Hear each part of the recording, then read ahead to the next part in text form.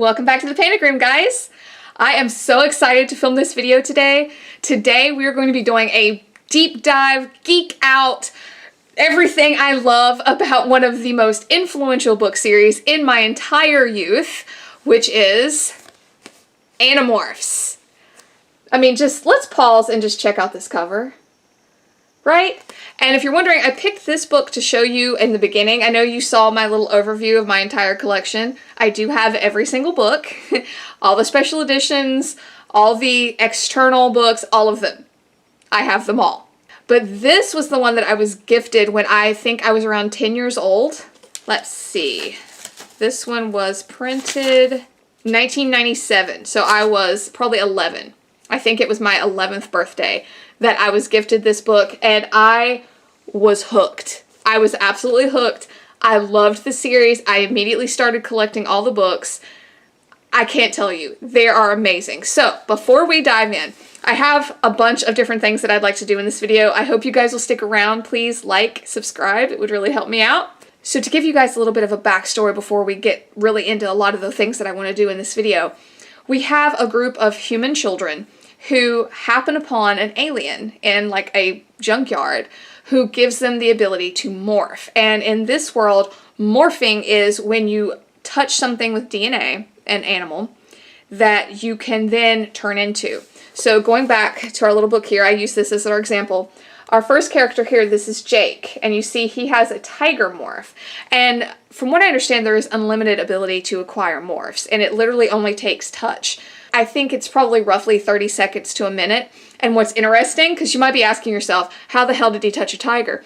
When you touch something to acquire it, which is the verbiage they use in this world to get the DNA, you kind of put them into a trance.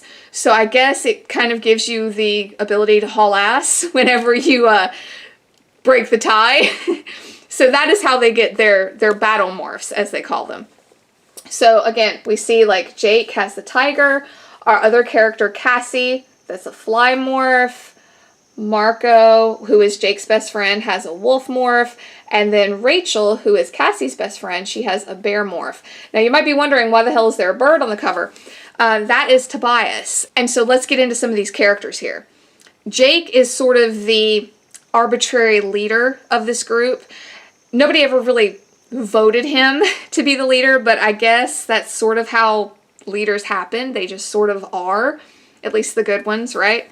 So Jake is our leader, and he has a best friend named Marco. Marco's sort of like the comic relief of the group, but, you know, he has a tragic backstory. You know, Jake has an older brother, you know, his family is still together, and, you know, him and Marco have been friends for a very long time, ever since they were very young children, but Marco's mother is no longer in the picture. You know, she passed away. So it's just him and his father, he's trying his best, but he's never really gotten over the loss of Marco's mother. So Marco's had to grow up very fast. And Jake has sort of always just been there for him. So they're very close. Now, Cassie is sort of Jake's love interest, but they're kind of too young to really know what love is, right? And Rachel is her best friend. Now, Rachel is Jake's cousin. So we see this connection with everybody. Now, the night that our story begins, they're all at the mall. Rachel has this thing for shopping. Cassie doesn't. Cassie is very into animals. Her family actually owns a rescue. And her mom, I think, works at the local zoo. So they all happen upon each other at the mall. And this weird kid, Tobias, who is my personal favorite, kind of shows up. Now, Rachel has always kind of had a thing for Tobias, but it's not really voiced, you know, at this stage in the game. You know, she just knows that she likes the guy. You know, he's a nice kid. So they all sort of like walk home together, and Tobias is probably one of the most tragic of our characters. You know, he has no family. He was kind of bounced around. He doesn't know who his parents are because from what he can remember, you know, his mom dropped him off at a very young age. He doesn't even remember what she looks like, and he's just been bounced around between family and foster homes, and just a very tragic story. So they all decide to take this shortcut through this landfill. Well, they see this light in the sky, and Rachel, who is like our headstrong, like warrior-esque girl, and it's very contradicting because she's this beautiful blonde, but she is very bloodlust in a lot of ways. Like, she wants to run towards the action. So Cassie kind of balances her out. She's our gentle one. You know, she's always concerned about emotions and how people feel and things like that. To make a long story short, they go running towards this light, and sure enough, it's a frickin' spaceship. And so coming out of the spaceship is this guy. Yeah, take that in. That is an Andalite. He is one of our main alien creatures, and his name is Elfangor. The Andalites have 3 full names, and I do know some of them, but I'm going to read you Elfangor's full name. Elfangor Cyrinal Shamtal. Awesome, right? So this is one of the special editions. I just hold this up so that you guys can get a real good visual of what an Andalite looks like. Obviously, they fight with this scorpion tail. These are not horns, they're actually extra eyes. And fun fact, you might be asking yourself, how do they eat with no mouth? They absorb nutrients through their hooves. I love that. But you know me in world building. Anyway, so they all get the ability to morph because Elfangor is being chased by our other main alien creatures, the Yeerks. Now the Yeerks are like slug-like creatures, and I don't have a great visual of them. I'll see if I can find a picture and pop it up here. But they are slug-like creatures who go into the minds of other species and control them. Yeerks are parasites. They must have a host to live in. On Earth, their hosts are humans. They enter your brain and take over your thoughts and feelings. These hosts are called controllers. They can be anyone, your family, your friends. Earth is their next target. I know it's a premise that's been done, but you have to remember I was 11 years old and it was just like, ugh, to me when I read that. And the Yeerks have started to like spread kind of like a parasite throughout the universe. And the Andalites are the main driving force to try to keep them out. And you find out that Elfangor is being chased by the main bad guy of our story, which is Visser 3. Now, I know Visser is a weird word. Visser is like the army ranks for the Yeerks. You know, you have Visser 1, Visser 2, and you find out there's like sub-Vissers and all this. But the important thing to know is that Visser 3 is our main antagonist in this story. And it's because he has kind of been assigned to Earth. So he's chasing Elfangor. Elfangor is crash landed. He's very injured. And here comes Visser 3 after him as soon as Elfangor gives the kids the ability to morph. And they touch this. I hope you guys can see that. Yeah. So they each touch a side of the box and they're given the ability to morph. Now, the ability to morph is something that is usually unique to Andalites, but it is a technology. However, Andalites don't share it with other people. So Elfangor broke like 15 rules doing this. But he did it because he knew that the Andalite fleet was not anywhere near Earth, and if he didn't give the humans something to fight back with, that the Yeerks were just going to obliterate them. They were just going to get taken over. And when a Yeerk takes over a body, it's called a controller. So here comes Visser 3 hot on his tail, and the kids run to hide, you know, and Elfangor sort of like touches Tobias's cheek before he goes. And you find out that he kind of gave Tobias all these images that the kids end up having to sift through, like information. But we see another Andalite come off of the Yeerk ship. Lo and behold, it's Visser 3, and he is the only Yeerk in the universe that has ever been able to take over an Andalite body. Obviously, this means he's the only Yeerk with the ability to morph, which begs the question, why is he just Visser 3? Why isn't he Visser 1? Obviously, Vissers 2 and 1 must be pretty badass, right? So you find out that he has all these like weird, horrifying alien morphs. He morphs into something big and mean with a lot of teeth and eats Elfangor in front of the kids. Pretty much our book 1 is just the kids trying to figure things out. And so we get some information that the Yeerks have this one like weak point, and it's because they have to feed in a Yeerk pool every 3 days. So a Yeerk pool is exactly what it sounds like. Yeerks in a big pool, and they have to get in this pool and absorb the light from their sun, which they call the Kandrona. So they have to absorb Kandrona rays in order to kind of recharge. Otherwise, they shrivel up and die. And I'm definitely shortening this, but the kids start to map out like the locations of these. They start to, you know, attack them. And the really cool part is they start to acquire different morphs, which is what the covers of a lot of these books are. So let's stop there, and I'm going to show you some of my favorite covers, and I thought I would show you my favorite covers from each of our characters. And as a side note, our character Tobias, early on, he actually gets trapped in a red-tailed hawk morph, because if you stay in morph more than 2 hours, you actually become whatever that creature is. You are trapped. And you might be wondering, how do they communicate with each other if they morph into animals? They do this thing called thought speak, where they can hear each other's thoughts, and you can direct it to one person, or you can just talk like you're talking to a group. So Tobias can still communicate with his friends, but he's stuck in red-tailed hawk morph very, very early on in the series. It's like book 3. So if you see his character morphing from a bird, that's why. Now, it's interesting because the kids actually have a very good kind of jumping off point, because they all decide that they need battle morphs, and they all decide that they need bird morphs, which is exactly the route I would have taken, because you want to be able to fly, and you want to be able to fight. So I thought that was pretty cool. But let's get in. I'm going to show you some of my favorite covers from each of our characters. So first, let's start with our leader, Jake. And I had to go with book 1. This is The Invasion. And I hope you guys can see. Just check that out.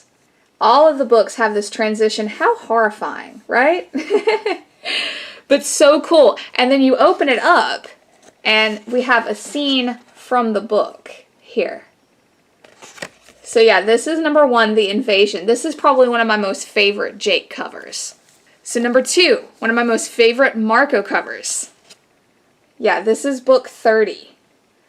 Now, it's very hard for me to pick a favorite, but this is the reunion. And you see, again, kind of this horrifying transformation into a cockroach. And here is our inner cover here. So I didn't mention this, but when they morph into creatures, they actually kind of share the mind of the creature. So the creature itself does not go away. For example, when they morph into a cockroach, there's a part of their mind that has the instincts of a cockroach, which is absolutely terrifying in a lot of ways, because the very first time they ever morph into insects, like an ant or whatever, you know, ants are like a hive mind, and sometimes you can get taken over by that. So when they're early on in this ability, they are not prepared for stuff like that. And sometimes it's really interesting to see how the author describes the animal's inner workings. You know, for an ant or an insect, a colony type insect, you know, it's very obvious that they would have this hive mind, but it really takes over. You know, it kind of tries to blot out the individuality of the kid morphing, because, you know, as humans, we are very individualistic. And I thought that was really cool, you know, and they all have, as the stories go on, you see that they all have these ideas of what they think the animal's mind is going to be like. And sometimes they're spot on and sometimes they're not. And so I thought that was really cool. I just remember thinking, like, I thought it was neat that the authors, and some of these books are ghostwritten. K.A. Applegate does not write all of them directly, but I thought it was an interesting premise that they didn't just do away with the creature altogether, that you still had some of that animal instinct. I thought it added a little pizzazz to the morph. So moving on, we have book number 17. This is The Underground. This is a Rachel book, and the books do alternate. They go in an order for each character, so you get each one's voice, which I love because you get to see all the different perspectives. But I love bats, one of my favorite animals of all time, and I just adored this. And let's see, let's show you the inside. Yeah, so that you see is like a leading down into one of the York pools. Very cool, very cool. I just love that. So let's move on to a Cassie narrated book. Now, the book I'm getting ready to show you actually is one of those that takes place in water. So I don't know about you, but those were some of my most terrifying ones, because, like I said previously, you know, they get the animal instinct, but you still have this human side of them that, you know, even though you might be morphed into a shark or a whale, you are not used to swimming down thousands and thousands of feet like an animal would be. So it's like this war in their head, which is very cool to watch and to read play out. But let me show you this Cassie book. This is The Message, and this is her into a dolphin. Now we'll see the inside here. Just a nice little under the sea. And if I remember correctly, they absolutely loved morphing dolphins. Who wouldn't, right? So let's move on to a Tobias book, my favorite of our characters. This is Tobias, and you see, like, even though this is like his human shadow, because remember I told you he's stuck in red-tailed hawk morph, so he morphs from the hawk to the rabbit. Now you might be asking yourself, I thought he was stuck in morph. During the course of the story, he actually gets his ability to morph back. There was a good chunk of books where he couldn't morph, that he had to do all his fighting, all his reconnaissance work for them as a red-tailed hawk. But he does eventually get the ability to morph back, but he doesn't get his human form, because there's another creature at play that we'll talk about in a little bit that kind of is pulling some strings. But yeah, I thought this was really cool, especially because this is unique, going from animal to animal. But we have this like ghost of his human self, his inner soul, so to speak. And let's show you the inside here. I also love the coloring of this book. It's very like sunset-y. So we see, interesting, like him as the red-tailed hawk, and the rabbit's little litter down here. I love the shadow on the rock, too. I thought that was really awesome. Now, we have another member of our group that comes about later. And super cool because, you know, for me, I was like, I want some more aliens, you know, that aren't Yeerks. I want to see some more Andalite. Alfengor has a little brother, Aximile Escarith Issel. And he shows up in book 8, which is probably my favorite because we see he's morphing from Andalite into human.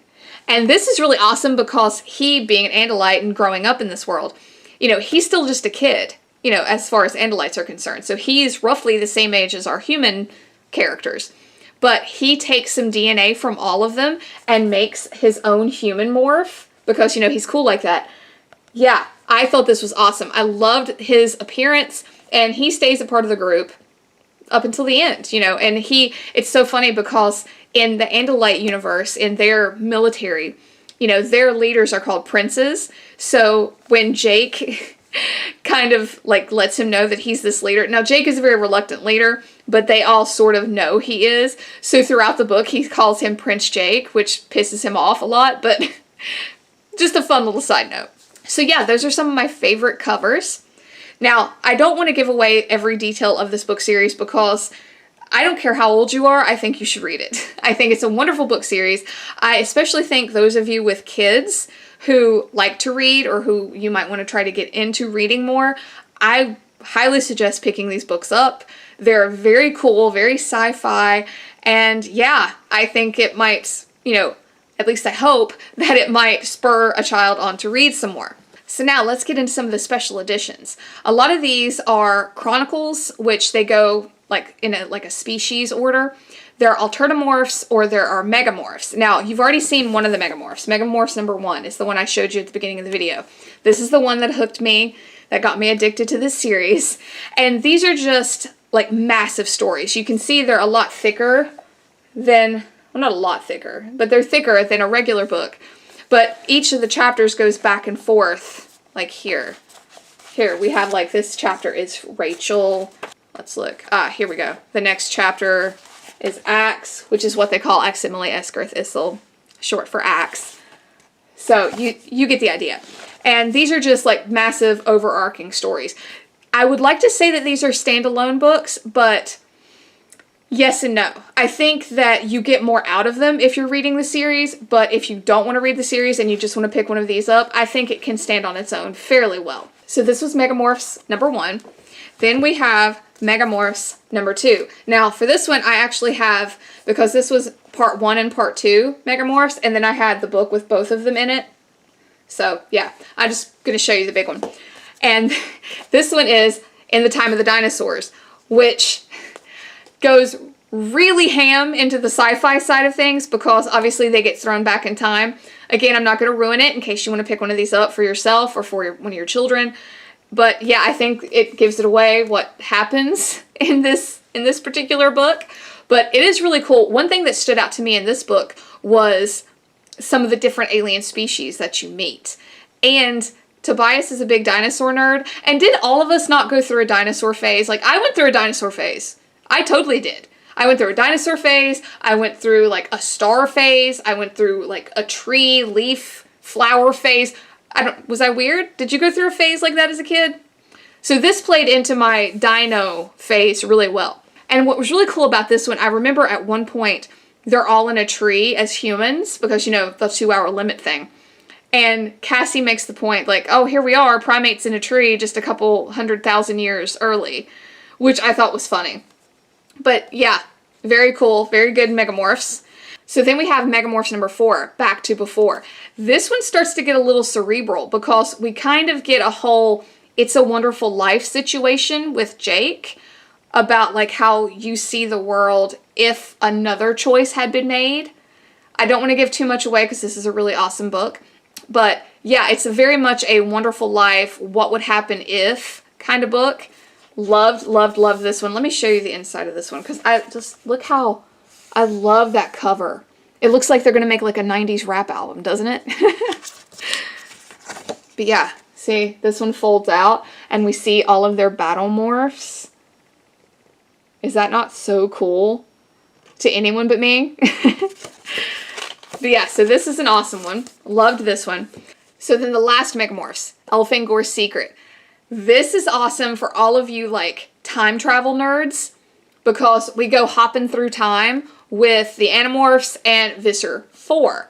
And they have something called the Time Matrix, which I'm not going to get into. That is something that is talked about in the book and in various books, but they go hopping through time and it's so cool. So cool. And essentially what it is that they have to try to keep time linear and as it always has been, whereas the Visser wants to kind of screw things up. So I'll leave you to your imagination about what he might do and what time periods he might visit, but this is an awesome book. Very, very cool. Loved this one. So now we have 2 Alternamorphs, and this is probably the most childlike of the whole series. If you notice up at the top, we have all of our characters, but then there's this like purple cutout. That's you! So this is a choose your own adventure kind of deal. And I loved it. Absolutely loved it because I was probably like, let's see, how old was I? Oh, whoa. Cool. Look, I just found my Animorph bookmark. And there's a bite taken out of it because Axe, fun fact, Axe when he morphs into human cannot deal with our sense of taste. Like he thinks it's the most amazing thing ever because he doesn't have a mouth and he's never experienced taste. So he eats weird things throughout the book. That was supposed to be like him biting your bookmark, right? I love it. So yeah, I'll read you this in just a second. Let's see when this was released. How old was I when I was geeking out? Watch me be like 14. Yes, actually. Let's see. No, I was 13 when this came out and I loved it. I would probably still love it these many, many years later, but I thought the covers were really cool. They're kind of holographic. Yeah, very awesome. So 2 like choose your own adventure books. But let's see, on our bookmark it says, we got to the food court, we wormed our way through a crowd of giggling, laughing, pointing people. And there, all alone, because the same people had pulled away, was Axe. He was racing like some lunatic from table to table, snatching up leftover food and shoving it in his mouth. Taste, he yelled as he scarfed a huge bite. Ah, taste, wonderful. So yeah, that's pretty much what I was saying. Like, he can't control himself. And he has a special affinity for Cinnabon. So now, probably one of my most favorite things. If you've stuck with me this far in the video, thank you, thank you, thank you. I hope you were geeking out with me, or at least enjoying me geeking out. So we're getting into the Chronicle books. And these are books sort of set in the different species of our series. And they focus on a single main character and give us a lot of backstory, a lot of world building, which is probably why I like them so much. But they're beautifully written. Absolutely beautiful. And I don't know, I guess the story is just so eloquently told in these books. I love them all, but in these books you really dive into a lot of moral conundrums and things like that. So the first one that we're going to talk about is the Andalite Chronicles. And if you can't guess, the first one is called Elfangor's Journey. And this is literally the story of how Elfangor ended up in that landfill in front of all of our kids. So the first one is Elfangor's Journey. The second one is Aloran's Choice. And Aloran is just another Andalite. And the last one is An Alien Dies. And if you notice, let's see, can you see? They are reflected in his eye. I love this cover. So we literally go from, you know, Elfingor as a young cadet on up to when he meets the kids. And there's a lot that happens in these books. You find out why he loves Earth so much. Again, I don't want to ruin it because it is wonderful and beautiful, and you find out his connection to Tobias, which I absolutely love. I think that is one of my favorite parts of the whole series. So yeah, the Andalite Chronicles. I'm not going to go in order for these because I want to save my absolute favorite one for the last. The next one, which is probably one of the coolest covers, is Visser. And I mean, just let's geek out over the cover for a second. Check that out. Look at that holographic. Look how pissed he looks. We even get the back on here. Look at those muscles, that scythe tail. I mean, I can't say enough. So this is actually following Visser 1. And I can't tell you a lot more about Visser 1 without really kind of messing up one of the big reveals in the book. But this sort of gives you a lot of backstory into the Yeerks and the world that they came from, their hierarchy, things like that. So this is an awesome one. It's one of the only hardcover ones that they released, so I thought that was really cool. Next one. This is a super cool character, and relatively unique in its ability. It's the Ellimist Chronicles. I pronounce it Ellimist. I think some people might say Illimist, but I always said Ellimist. So the Ellimist Chronicles. The Ellimist, I can't decide if he's like a giant butthole or... No, he does kind of jerk people around. But in this book, the Ellimist appears in the series, but in this book you find out why. Because in his culture, his species, their ability is pretty much time manipulation. And it's kind of like as simple as walking is for us. And they are responsible for like building these worlds and setting the stage for either success or failure. You know, something as small as, okay, well, I'm going to blot out the sun and see what happens. You know, are they going to evolve to not need the sun, or are they going to die? And it's like a game for them in a lot of ways. But you see, we follow the Ellimist that appears in our series throughout this book. And it's kind of tragic what happens to him, but it's a very interesting look into this creature's life as a whole and his whole world in and of itself, and how he ends up on Earth and even giving a crap about the kids and what they're doing. So yeah, the Ellimist Chronicles. Oh yeah, and let's see. Let's take a look on the inside. It says, "This is where it all began." And I absolutely love this inside cover. Very cool. Kind of gives you like some Moses vibes. Like, don't you just see like some Moses carrying the 10 Commandments kind of deal? That's what it put me in mind of. So guys, we're getting into the very last special edition book. It's another hardback, but it is probably one of my most favorite. It's an absolutely amazing story, and it is the Hork-Bajir Chronicles. Now, let's just take a second, check it out. Yes, that is a Hork-Bajir. You can get a better sense on the back. So before we really dive into this book, we have two other main alien species that the Yeerks have taken over completely. And one is the Hork-Bajir, which you just saw. You saw that they're covered in kind of what looks like blades here. And, I mean, they're badasses, right? But you find out in this book that the whole reason they even have these blades is because they come from a very big tree-dwelling planet. And the blades are used to help them climb. They eat bark, so the blades are used to cut the bark. Things like that.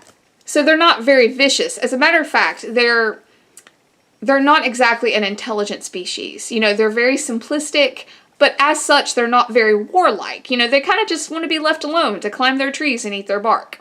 But what's interesting is that, like, once every so often, I want to say like once every 5 generations, I can't remember when, they get a seer. And it is a super intelligent Hork-Bajir. And these seers happen whenever like big changes are getting ready to occur for the Hork-Bajir.